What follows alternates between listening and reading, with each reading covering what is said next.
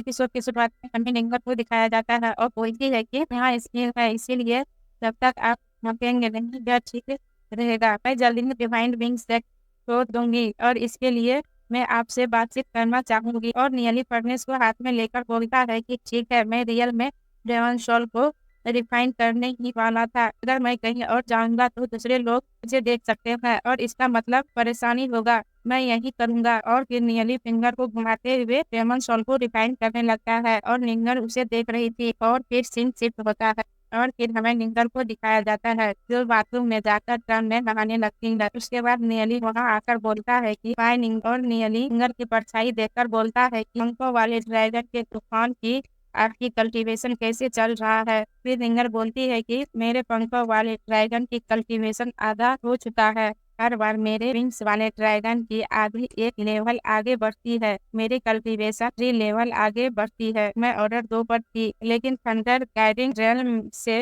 Thunder संघर्ष area में जाने के बाद मैं ऑर्डर 5 पर हूँ। और फिर नियली सोचता है कि निंगर ऑलरेडी ऑर्डर 5 तक पहुंच चुकी है। निंगर की तरह रियल में मुझे भी हार्ड वर्क करना होगा। क्या आप बाहरी वर्ल्ड में चले गए हैं? आपके ऑर्डर 5 पर पहुंचने के बाद उसके बाद निंगर बोलती है कि मैं केवल एक बार बाहर गई थी। मैंने 3 dragon blood line demon soul का शिकार की थी। मैंने कुछ स्पिरिट मेडिसिन भी ली, लेकिन अकेले बहुत दूर तक जाने की हिम्मत नहीं हुई। नियली हंसते हुए बोलता है कि हाँ, बिल्कुल सही लगता है। आपके पर्सनैलिटी से ऐसा कोई रास्ता नहीं है कि आप उनके और गंदे शिकार ग्रुप में से किसी एक में शामिल हो, लेकिन बाहरी वर्ल्ड में ट्रेनिंग के द्वारा आप अपनी कल्टीवेशन में उतनी इम्प्रूव कर सकते हैं। और वहाँ के मार्केट में वो समय समय पर अविश्वसनीय खजाना लेकर आते हैं। उसके बाद निंगर बोलती है कि रियल में क्या आपको बाहरी वर्ल्ड की गहराई समझ में आता है। फिर नियली निंगर को डेमन स्पिरिट के बारे में बताता है कि बाहरी वर्ल्ड में डंड वर्ल्ड एक बहुत ही मिस्टीरियस जगह है। यहाँ तक कि सबसे स्ट्रॉन्ग कल्टीवेटर ने भी इसका केवल एक छोटा सा हिस्सा ही खोजा है। नहीं करने के लिए अगर डेस्टिनी रैंक जो अनेक लाइफ प्रदान करती है, कोई भी इसमें घुसने की हिम्मत नहीं करेगा। ग्रेट से केवल उन एरिया को कंट्रोल करने में एबल है जो इनके पड़ोसी हैं। मैं बाहरी वर्ल्ड के अधिक उजाड़ एरिया में बड़ी नंबर में पावरफुल डेमन एनिमल है। यदि सेक्ट की डेमन के लिए सेक्ट ने जो व्यवस्था नहीं बनाई होती तो यहाँ तक कि सेक्ट को भी वहाँ मौजूद कई एंटिक डेमन एनिमल द्वारा नष्ट किया जा सकता था। हालांकि सभी ग्रेट सेक्ट इसे वारपाल की एक विधि के रूप में उपयोग करते हैं। केवल वो डिसाइपल जिन्होंने बाहरी वर्ल्ड में दुर्जय पावर का निर्माण किया है, वो अपने अपने सेक्ट के उत्तराधिकारी बनाने के योग्य हैं। जब ड्रैगन रियंस रियल के पावरफुल फैमिली अपने फ्यूचर लीडर को चुनते हैं तो वो भी बाहरी वर्ल्ड में उनके उत्तराधिकारी के प्रभाव पर भारी विचार किया जा रहा है। जो पीपल वीक है वो अपने फैमिली का लीड करने के लिए क्वालिफाई नहीं है। आप आउटसाइड वर्ल्ड में हैं। क्या आपके मास्टर ने आपको इसके बारे में बताया है? सिंगर भी नियली की बात इंटरेस्ट ले रही थी और नियली स्पिरिट रिफाइन करते हुए बोलता है कि तो फिर आपको भी कुछ करना चाहिए था। और यू की तरह मत बनो। वो अभी भी फाइट कर रही है। और थोड़ी देर बाद नियली स्पीड रिफाइन कर लेता है और स्पीड के बारे में बताता है कि फलता एक काले विंग्स वाले वाइन वन एक और सम परिवर्तन वाले। मुझे नहीं लगता है कि यह निंगर की टेक्निक के साथ बहुत कंफर्टेबल है। निंगर जिस डेमन सोल के साथ आलीन हो गई है, क्या वह अभी भी वज्रपात स्पाइरो है?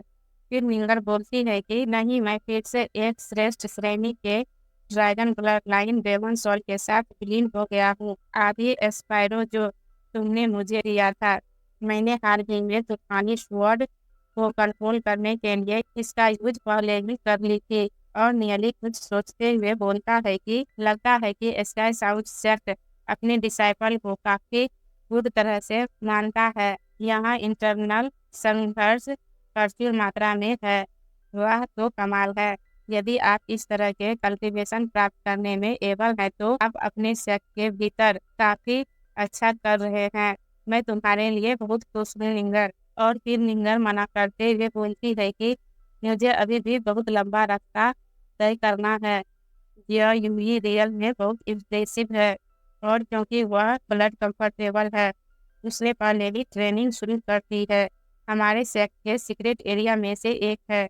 प्रेजेंट में उसकी कल्टीवेशन मेरे कंपेयर में बहुत स्ट्रांग है। के बाद नियली हंसते हुए बोलता है कि किसी भी सिचुएशन में मुझे यह जानकर खुशी हुई है कि आप दोनों अच्छा कर रहे हैं। मुझे उन्हें विवादों में खींचने से बचाना चाहिए, मुझे निपटना होगा। फिर निंगर शर्माते हुए बोलती है कि मैं बहुत खुश हूँ। नियली, क्या आप भी वर्ल्ड में जाने की तैयारी कर रहे हैं? नियली भी हैप्पी होते हुए बोलता है कि से अभी भी डेस्टिनी रैंक तक ही पहुंचा हूँ। इससे पहले कि मैं इस पर यस से विचार कर सकूं, मुझे ऑर्डर 2 तक पहुंचना होगा, अदरवाइज मैं मर जाऊंगा इससे पहले कि मुझे यह पता चले। और निंगर एग्री करते हुए बोलती है कि हाँ, मुझे तुम पर भरोसा है नियली। निंगर से बात करते हुए नियली दूसरा स्पीड रिफाइन करते हुए स्पीड के बारे में बताता है कि एक और सक्सेस हेवन सॉल को विलय के लिए स्ट्रॉन्ग करने के लिए हेवनली पथ एनर्जी का सक्सेसफुल यूज करने में मुझे धीरे धीरे इसकी ट्रिक मिल गई। और यह सब गुबाई को थैंक्स है कि मेरे पास डेमन सोल पर्याप्त है। यह कोई पवन बिजली चमकाने वाले डेमन सोल नहीं है, बल्कि यह बिजली विशेषता वाला डिवाइन बिजली बर्ड है। यह हो चुका है, एक परिवर्तन भी इसके साथ कुछ भी मिस्टेक नहीं होगा। और फिर नियली सोचने लगता है कि मैं क्या जी को काले विंग्स वाले वाइन वन दूंगा, और अब मैं देखूंगा कि क्या मैं यून के लिए उपयुक्त डेमन सोल को रिफाइन कर सकता हूँ ताकि वह वापस ले सके। फिंगर बाथिंग करके बाथरूम से निकलती है, जिसको नियली भी देखने लगता है। और यहीं पे हमारा एपिसोड एंड होता है। और हमारे चैनल को लाइक, शेयर और सब्सक्राइब जरूर करिएगा।